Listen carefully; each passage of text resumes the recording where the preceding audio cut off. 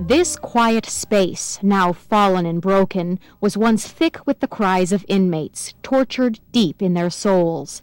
The Octagon Tower on Roosevelt Island was the city's first municipal insane asylum. Today, it's a proud ruin, having survived partial demolition, fire, and abandonment.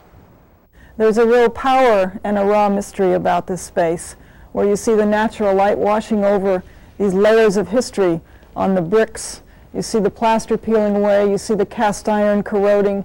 The Octagon has been in this dilapidated state since a fire destroyed the roof and much of the interior in 1982.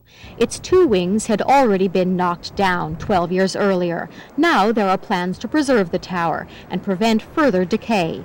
The plan, as proposed by the Roosevelt Island Operating Corporation, or REOC, is to stabilize the site as a ruin and open it to the public.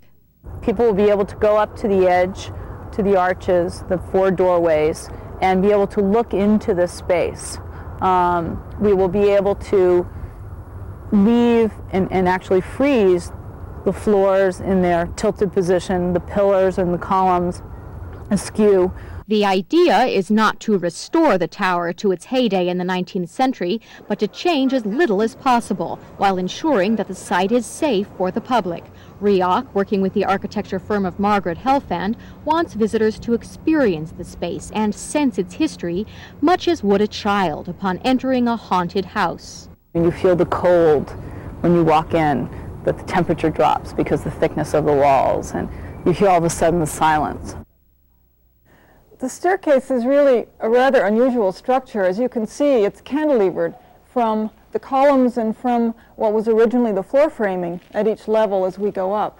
So even though we have a structure built of cast iron, a very heavy material, you see it float as it lifts all the way through the rotunda.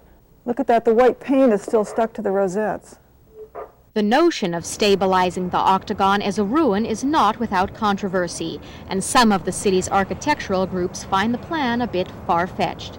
And we believe that this proposal, which is to stabilize it as a ruin, well, very ingenious, is essentially to create a new work of art inside the building, which actually leaves things, the interior, in rather parlous condition, because it's sort of balanced, barely holding on.